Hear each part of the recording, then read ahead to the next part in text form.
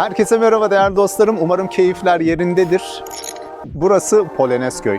İstanbul'da yaşadığınızı unutturan, nefes alabileceğiniz çok özel alanlardan biri. Burayı sadece kahvaltı ve piknik alanı olarak düşünmeyin lütfen. Yarım gününüzü ayırıp burada hiç sıkılmadan vakit geçirebilirsiniz. İçerideki fiyatlar nasıl? Neler yiyip içebilirsiniz? Çocuklarınız burada nasıl vakit geçirir ya da sizler nasıl vakit geçirebilirsiniz? Tüm detaylara yer vereceğim. Hazırsanız İstanbul'a biraz veda edelim, Polonezköy'e dalalım. Bana eşlik edin lütfen.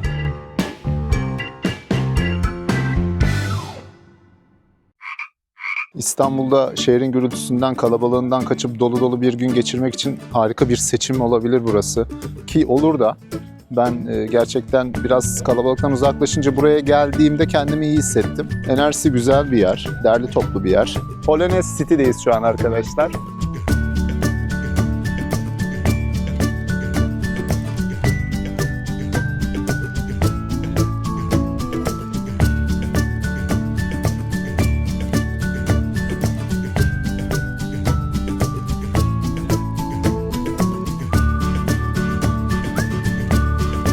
...29 Ekim Cumhuriyet Bayramınız kutlu olsun. Polonezköy merkeze gelmeden Öztürk Çiftliği'nin karşısında hemen Polonezköy Tabiat Parkı yani Polonez City. Buradan şöyle girişlerinizi yapabilirsiniz. Otobüs güzergahı aynı zamanda burası. Yani İstanbul'dan çok rahat bir şekilde Polonezköy'e ulaşabilirsiniz. Kart, nakit buyur. 60 lira değil mi? Yaya girerse 60 lira.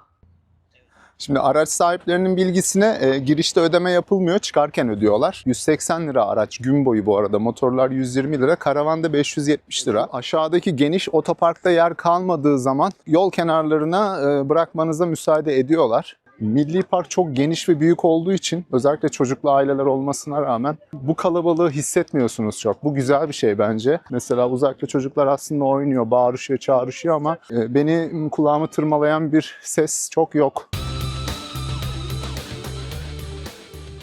Yaz sezonu gece 1'e kadar, kışın gece 11'e kadar vakit geçirebiliyorsunuz, eğlenebiliyorsunuz fakat konaklama alanları yok. Yaklaştıkça şöyle küçük ATV'lerle karşılaştım. Sanırım burada ATV turları falan da yapılıyor. Burada bisiklet turlarıyla da ilgili bilgileri alırım. Bisiklet kiralanır diyor. Minyatür harita yapmışlar. Nerede ne var? İşte gizemli orman varmış, Survivor alanı varmış. Burada havuz, dere. Şöyle bir gezelim bakalım konser alanları. Sanırım şurada bir dere yatağı var. Oraya doğru da ineceğim. Önce bir lavabo.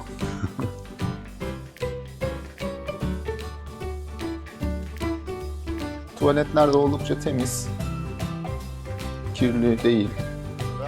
Hemen bu etrafta görmüş olduğumuz alana yaklaşıyoruz. Kolay gelsin. Ne kadar bisikletler kiralı? Saat 260 TL. Saat eklendi mi 65 TL.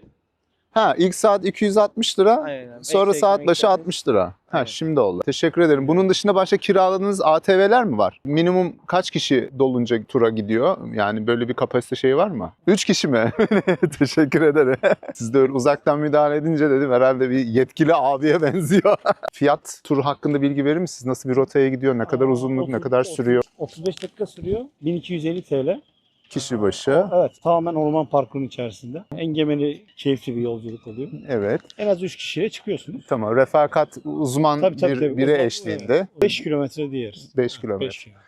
Ne söylemek istersiniz peki abi bu milli parkla ilgili olarak? Diğer parklardan sizi ayıran bir özellik, güzellik. İstanbul'un en büyük ve en kapsamlı yeri burası. İstanbul'daki tek dere burada var. Bir de yapraklı ağaç oluşu.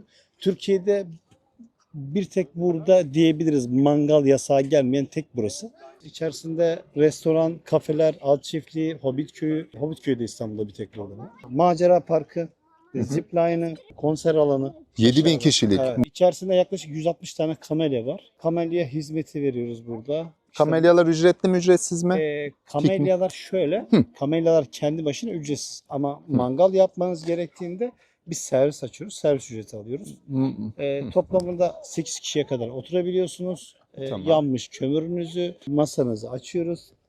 Tabak, çatal, bıçak, tuz gibi şeyleri biz veriyoruz. Siz sadece etinizi getiriyorsunuz. 1250 TL'de onun ücreti var. Kişi fark etmiyor. Kişi fark Masa etmiyor. başı, Evet, aynen. onu söyleyecektim. Yani kişi burada kendi başına mangal yakamıyor.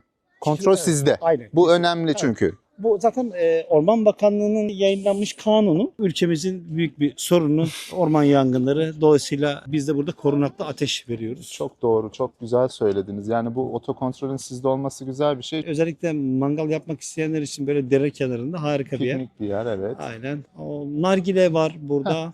Restoran var sanırım. Bu arada kapalı alan yaklaşık 180 kişi.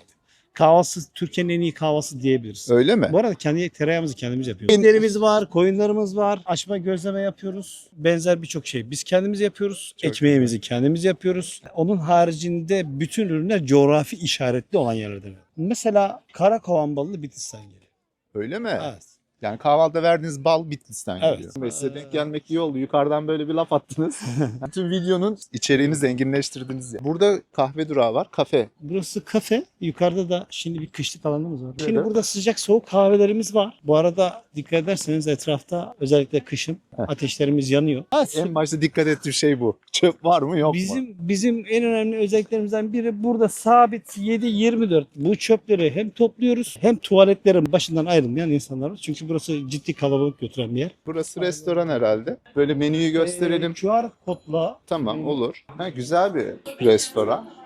Geniş de 3 kademe yapmışsınız böyle Evet. çıkma. yaklaşık 180 kişi oturabiliyor rahatlıkla. Yazın 500-600 kişiye kadar oturabiliyoruz. Yan tarafımız yine Ha, açık onun alan. açık alanı. Burada da yine tuvalet alanınız var, mutfak alanınız. Burada bar kısmı var. Çok teşekkür ederim. Hala Geyik Restoran'mış buranın ismi. %100 doğal ürünler. efendim. Kahvaltının aşağı doğru indiğiniz zaman gözüküyor. Kişi başı 945 lira. Tamam, domates. Bu içerik herhalde. Evet efendim. Onlar içerikleri. Burada hamburgerler var. Burada Tamam. ızgara var. Ha, burada ızgaralarımız. Şurada da hamburger fiyatlarına bakalım. 600, 530, 510. Bakın arkadaşlar burada günlük taze tatlılar. İşte Marmaris'in çambalı, şemdinli. Bakın yeni gün. Burada bal kabağı tatlısı vesaire. Gayet güzel. Açık mutfak. Tabii şimdi kahvaltı saati. Güzelmiş restoranınız. İçeri girince biraz hareketli olduğunu anladım. Büyük bir alan olunca çok göstermiyor kalabalığı. O da güzel bir şey aslında. Burası yaklaşık 400 dönüm. Bizim Evet. sorumluluğumuzda 80 dönümünü kullanıyoruz. Bu arada çocuk bakım odası ve mescitler de mevcut burada. Evet, şurada gördüm. Hemen şu karşı ahşap yapı. 2 tane böyle bireysel ücretsiz parklar var. Evet. Çocuklar burada zaman geçirsin diye. Sol tarafımızda dediğim gibi restoran açık bölümü. Bakın arkadaşlar, restoran bölümünün güzelliğine bakın. Şöyle ağaçların gövdelerinin arasına atmışlar masaları, sandalyeleri. Gerçekten çok güzel görünüyor orası. Şurada Bunlar yine kamelyalar. kamelyaların olduğu bölüm. Hem dere kenarında var. Sağ tarafta hem de bu tarafta, sol tarafta var. Yanlarında ocaklar var ama ateş yakmak tamamen işletmenin kontrolünde. Burada oldukça fazla ağaç çeşidi de varmış. Bu bölge ağırlıklı meşe ve kestane ağacı. Kestane. Evet. Kızılçam da var herhalde biraz. Kızılçam'da var ama çok az Evet. burada. Tabii burada bir artı getiriyor bize. O konuda şanslıyız. Yangın Yani, evet, konusunda yangın evet konusunda, çok evet. çıra Aynen gibi öyle. yanıyor cayır cayır. Çocukların şişme oyun grupları, işte trambolin, ağ parkuru, çocukların zaman geçireceği bir alan kuruyoruz. Çocuklara ağırlık verilmiş. Evet, Bu çocuklu parkta. ailelere özellikle Evet. ağırlık verilmiş Evet. burada. Özellikle istediğimiz aslında kitle bu. Orman okulumuz da var burada. Orman okulu. Evet, 4-8 yaş çocuklar için ormanı, toprağı, ağaçları tanımak, bunlarla ilgili oyunlar çıkarmak. Hani Evet. eskiden elimizde bir materyal yoktu çocukluğumuzda. Evet. Yine onu bir nebze olsun çocuklara yaşatmak, elektronikten uzak tutmak, bir gün bile olsa. Tabii haftalık, aylık paketleri de var bununla ilgili. Çocuklar bunun için de geliyor. Çok güzel. Yaza göre kışın da kendine has bir hareketliliği var sanırım. Tabii. Evet, kışın da kendine has bir hareketliliği var. Burada çok endemik bitkiler de var. İnsanlar tanıyor, biliyor. Doğada yürüyüşe çıkıyorlar, mantara Evet. çıkıyorlar, trekkinge çıkıyorlar. Koşu yapmaya çıkıyorlar. 10 kilometrelik bir koşu parkuru var burada. At safari çok keyifli. Birazdan oraya geçeceğiz. Burası Hobbit Köyü. Hobbit köyü mü burası? Bu Polonez köyün merkezinde başlayan yürüyüş parkuruyla bağlantılı değil mi Değil. burası? Ha, Değil. Burası ayrı bir milli Evet, park. evet. Bunun da kendi içerisinde bir yürüyüş parkuru da var. Ben aslında merkeze gidiyordum çekime. Burayı görünce durmak istedim. Dedim burası ayrı bir dünya. Ha, onu söyleyecektim. Mantar toplayıcılığı burada yaygındır. Evet, Batı yaygın. Karadeniz biraz tabii buradan coğrafi olarak etkilendiği için Batı Karadeniz bölgesinden de. Çok güzelmiş burası ya. Minyatür evler kullanım dışı. Çocuklar biraz böyle merak edip kapıları muhtemelen zor. Sadece Ben olsam çocuklar ben de değil. yaparım ya. Çocuklar değil, Değil, sadece. değil Çaya gel çaya. Çay. Ne kadar güzelmiş ya. Yani burada minik bir amfi yaratmışsınız herhalde Evet, çocuklar orman oynasın. okulu- Mesela orman okulu yaptığımızda burada süslere işte bir masal alanın zaten vermiş olduğu hissiyat. Değil mi? Bakın ne kadar güzel. Tabii burada kendini sürekli devir daim döndüren bir su bu. Aşağıdan tekrar yukarı çıkıyor ve değirmen görüntüsüyle buradan suyun akmasını sağlıyor. Çok güzel yapmışlar arkadaşlar. Burada evet kestane ağaçları var. Aslında mevsimi daha tam değil. Yok evet, yok. Değil. Yani önümüzdeki haftadan sonra tam olarak olmuş oluyor. Güzel. Rüzgarın vurmasıyla yere dökülüyor. Bir rüzgar Evet. lazım, yağmur lazım. Sadece burası milli parklara bağlı olduğu için burada çadır kurmak yasak. Evet. Yoksa çok daha fazla misafirimiz olur. Burada işte alageyik, kızılgeyik, karacalar özellikle böyle ormanın içerisinde yürüdüğünüzde karşınıza çıkarsa Çıkıyor, hiç değil mi? şaşırmayın yani. Sapanca Maşuki'ye gitmenize gerek yok. Bunların hepsinin içerisinde kurulu bir alan burası. Burada şirket etkinlikleri de yapıyoruz biz. Ormanı çok güzel değerlendirmişler. Her yerde tertemiz çöp kutuları var. Çöp bulmanız çok mümkün değil. Bu güzel. Kötü yapmamışlar. Bu tarafta ne var? Manaj kafemiz var. Hemen yanında atların manajı, sonra da ahırları. Daha çok dokunabileceğimiz Doğal ortamında gibi. doğal ortamında Evet. keçiler, koyunlar, inek. Böyle belli aralıklara kafe yapmanız da güzel olmuş. Yine aynı şekilde tuvaletler de böyle. Şimdi özellikle at severler eğitim alırken bir yandan da arkadaşlarıyla gelip burada zaman geçirmeleri lazım. Onun için bir kafemiz var. Bunlarla ilgili fiyat bilgisi var mı sizin? Hocamızla tanıştırın sizi. At eğitimi de veriyoruz. Evet, aynı zamanda bir okul. Atla yola çıktığınızda ormanın içerisinde 4 saat, 5 saat yürüyüş yapabileceğiniz bir alan. Hemen burada kafesi de var bakın arkadaşlar. Bu harika cam mekan kafeyi de göstermek istiyorum size. Şurada menü için karekod okutabilirsiniz arkadaşlar videoyu durdurup. Evet, burası da içeceklerin hazırlandığı yer. Bu kenardaki çakıl yoldan gidip ileriden bilgi alabilirsiniz. Çünkü arkamızda kafe kısmı var arkadaşlar. Bazı uyarılar koymuşlar. Hani çocuklu aileler de bunlara dikkat edebilir. Polonez City adlı spor tesisleri. Aynı zamanda bir okul burası. Bakın arkadaşlar seyisler vesaire atlarla. Kolay gelsin. Hoş geldiniz. Hoş bulduk. Bakın.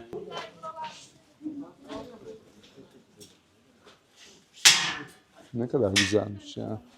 Evet, çok güzel tertemiz bir alan yapmışlar. Atlar da burada rahat etsin diye. Kolay gelsin. Özgür ben. Ben de Samet memnun oldum. Samet memnun oldum. Biraz bilgi verir misin? Tabii ki de 3 türlü opsiyonumuz var. Birinci opsiyonumuz manejde bir tur olarak oluyor. Bir de 2 tur olarak oluyor. Bir de onun dışında safari eğitimlerimiz var.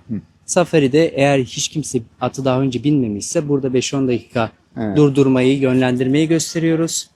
Evet. Ondan sonra kontrollü bir şekilde ya yedekte yürüyoruz ya da biz atla beraber eşlik ediyoruz. Ama safari'de binicinin eğitimi yoksa en yavaş yürüyüş şekliyle gidiyoruz. Çünkü ilk önceliğimiz binicinin güvenliği. Onun dışında da eğitimlerimiz mevcut burada. Paketler halinde eğitimler veriyoruz. İsterseniz de tek ders olarak da eğitim veriyoruz. Bizim manej turlarımız bir tur 250 lira, 2 tur 400 lira. Safari 35-40 dakika sürüyor, Evet. 1700 lira. Evet. Paket derslerimizde Safari turu biraz daha uyguna düşüyordur paketi olduğu için. 4'lü, evet, ya 8'li şöyle gibi. derslerde mesela atıyorum 8'li pakette öğrencim belli bir seviyeye geldiğinde ben diyorum ki hadi gel bu dersi Safari'de yapalım. Çünkü He. olabildiğince ben manejde birçok şeyi gösteriyorum. Safari'ye çıktığımızda eğer binici adeta ve süratle kendisini geliştirmişse en fazla Safari'de süratli yapıyoruz. Yani orta tempo. Anladım. Tabii güvenlik önemli. Kesinlikle. Ya burada düşerseniz kuma düşersiniz. Safari'de düşerseniz dala, taşa her şey Her şey gelebilir. gelebilir. 8 ders 13 bin lira. Evet. 10 ders 15 bin lira. Evet. 12 ders 17.500, 16 ders 20 bin lira. Bu arada paket alan kişiler ilk deneme dersleri ücretsiz oluyor burada. Ders atın üzerine bindiriyorum, eğitim veriyorum. Deneme dersi. Yani binici en azından ne yapacağız, nasıl ilerleyeceğiz? Bir fragman gibi olacak bunun Ona aslında. göre karar versin. Aynen öyle. Evet, çok güzel. Atçılık sporu ile ilgili bir hobi edinmek istediği zaman adres burası. Yani böyle imkanlarımız var İstanbul'da. Kesinlikle öyle. Bir de buranın artısı şu, buranın arazisi çok güzel. Her yer orman gördüğünüz gibi. Evet. Hem burada atlarımız da keyifli. Gelen biniciler buradan da mutlu bir şekilde ayrıldıklarını Ayrılıyor. düşünüyorum. Of çok güzel ya. Dokunabiliyor muyuz? Tabii. Aman aman aman. Uy uy. Çok güzelsin ya, çok güzelsin ya. Oh. O kadar güzel ki ya, tüyleri böyle dokunması o kadar iyi hissettiriyor ki. Oy benim güzelliğim ya, ağza bak. Çok güzelsiniz. Ne yiyorsun? Afiyet olsun. Aa, buruna bak. Çok güzel. Bizim burada öğrencilerimize sadece manejde eğitim vermiyoruz. Eğitimin dışında da burada vakit geçirebiliyorlar. Burada tımar yapıyorlar, atları otlatıyorlar, yelelerini tarıyorlar. Şimdi isterseniz size canlı olarak bir öğrencimiz burada atın yelesini biraz bakımını yaptı. Atların yeleleri, kuyrukları uzuyor. Kesim yaptı. Şu yandan da görebilirseniz yelesi şu anda çok doğal bir şekilde kesim olmuş. Bu atımızın ismi de Fındık. Bu yerli atı. Bu yandaki İngiliz atımız. Bu en insancıl olan bu. Yani diğerlerinde de hiç sıkıntı yok. Ama bunu alın böyle kucaklayın, sevin, götürün. Hiçbir şey sesini çıkarmaz. Kedi gibi. Bu cinsin böyle yaşı gereği mi ufak? Cinsi böyle. Cinsi Biz böyle. 1.48'in altındaki olan atlara pony diyoruz. Pony. Evet, 90 santiminde olan atlara da Midilli ya da Shetland diye geçiyor. Biraz daha Evet. Bunların boyu uzamıyor. Bu da yeni dersten çıktı. Kral ismi. Kral. Evet, İngiliz bir at. Çok efendidir. Sen de çok uysalsın, güzelsin. Biz ders öncesi buraya çıkartıyoruz.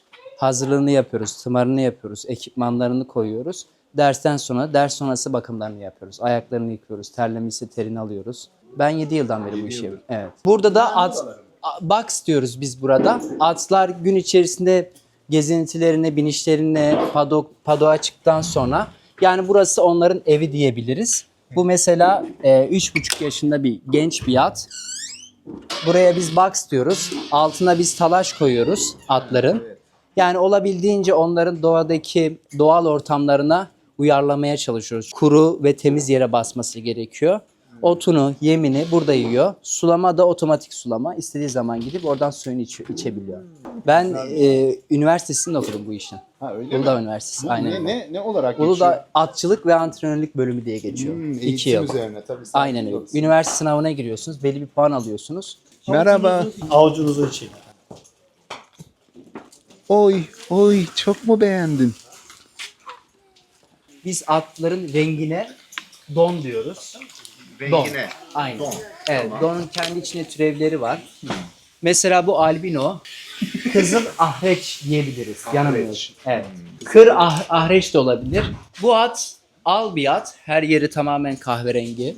Bu başındaki beyaz olan şeye de akıtma diyoruz. Ayağındaki izleri ise seki diyoruz. Peki. Mesela bu at doru, yelesi, ayakları siyah. Doğru. Evet. Ben teşekkür ederim. Memnun oldum. Ben de memnun oldum. YouTube kanalınızı Özgür. öğrenebilir miyim? Özgür Uçakçıoğlu. Yani alıyor satın ama Evet. burada seyisliğini, değil mi? Evet, aynen. İlk temel Bakımını biz ihtiyaçlarını yapıyoruz. sizler Dolayısıyla- yapıyorsunuz. Belli bir aidat karşılığında Evet, aynen. tabii haklı olarak Soldan devam ediyoruz. akşamları vakit geçirebilirsiniz. Yani bu içeride bir konaklama alanı, pansiyon yok, hostel yok. Yani kaça kadar burada vakit geçirebiliyor? Kışın yani 23'e kadar, yazında 1 saat 1'e kadar. Yani Öyle mi? Burası Adventure. Kümes herhalde. Bayağı da varmış ya. Ördek, kaz vesaire. Şu anda yiyecek vereceğimiz zannediyor. Tabii, Bize doğru geliyorlar. Hepsi de sağlıklı. Buranın havası temiz, serinleri biraz. Ormanın içine girdik. Arkadaş buranın bekçisi. Evet. Burası ahır mı peki? Yok, Evet, değil. ahır. Ahırı. Ahır. Güzel ya. Özel ahırı var ya. Buzağısı var. Çok güzel ya. Arkadaşlar bakar mısınız? Bir sürü. Nasıl bakıyorlar? Oğlak değil mi bunlar? Şunlar. Evet, bunlar oğlak. Oğlak evet. Şu ileridekiler. Ne kadar güzelsiniz. Kümesler burada. Bakın tavşanlar.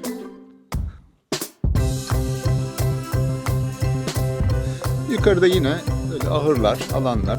Güvercin bunlar. Bunlar güvercin. Şu yukarıda açıklık var. Onları istedikleri zaman çıkıyorlar, istedikleri zaman geliyorlar. Burada Evet. böyle kendi hallerinde ürüyorlar. Serbestler. Serbestler, Evet, tamamen özgürler. serbestler. Özgürler. Şunlar ne? Şu ipli halatlılar. Bunları keçiler için yaptık. Keçi. Evet, keçiler biliyorsunuz böyle düzlük yerde değil, daha çok engebeli yerlerde dururlar. Evet. Onun için keçiler için yaptık burayı. Keçiler canları istedikleri zaman buraya geliyorlar. Valla keçiler için bile platformlar, spor alanları, egzersiz alanları var. Buradan çıkınca başka bir dünyaya açılmış gibi olduk. Parkurlar yapmışsınız herhalde. Yüksek tırmanma Evet. dediğimiz bir oyun alanı. Buradaki alanı göstermek istiyorum detaylı bir şekilde. Şimdi anladım. Daha detaylı anladım. Tabii burada hep bir karabinayla, iple refakat eşliğinde bakın buraları. Çocuklar için çok iyi bu. Kişisel gelişimi için, ileriki dönemlerdeki şeyleri için, aktiviteleri için bence öğrenmesi açısından çok güzel düşünmüşsünüz. Bu biraz daha adrenalini yüksek, değil mi? Biraz daha. Doğru, bunda da Bunun fiyatı hakkında bilgi verebiliyor musun? 250 Çocuk lira. parkuru, 450 yetişkin parkuru. Ha, şu yetişkin parkuru 450, Evet. çocuk parkuru 250. Evet. Ortalama ne kadar sürüyor? Yetişkin parkuru yani yine değişiyor ama 40 dakikaya kadar sürüyor normal Sürüyor mu o insanlara göre. kadar? Biraz daha spor yatkın olanlar 20-25 dakikada bitiriyor. Çocuklar ne kadar sürede bitiriyor? Onlarınki de büyük. Bu mu? Fark etmez. Bu Sen 15 söyle. dakika, Tamam. 10 dakika arası. Bakar mısınız arkadaşlar, yürüyüşümüze devam ettiğimiz sırada sanki ormanın içine doğru, derinliklerine doğru giriyormuş gibi hissetmemize rağmen karşımıza yine böyle geniş bir mesire alanı çıktı. Çok güzel, burada o bahsettiği Karadere'nin uzantısının kenarından yürüyoruz. Bakın şu ağaçlara. Bunlar ne ağacı biliyor musunuz? Nokta atışı yapabilir misiniz? yabani kavak diyorlar. Yabani kava. Evet. Çayınızı, çorbanızı alıp gelebilirsiniz.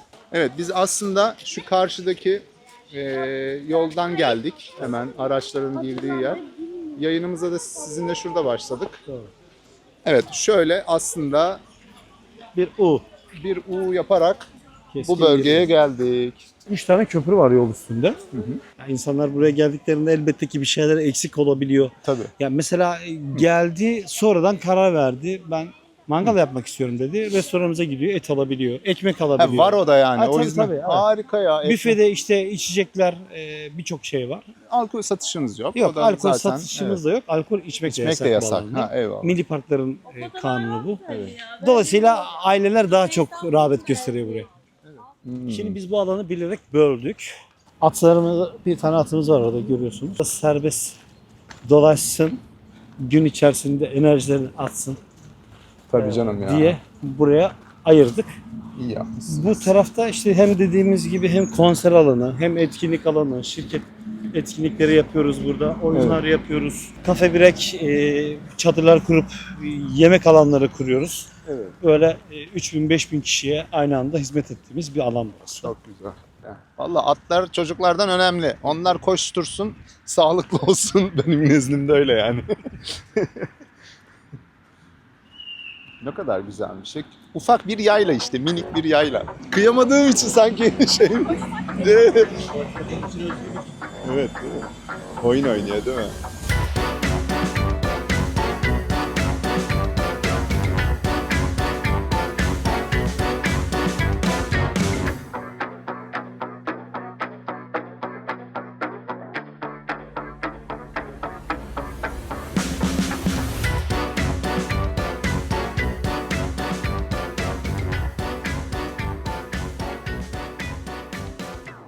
Şimdi insanlar fotoğraflara, videolara bakıyor, ah diyor ya, harika bir yer. Evet.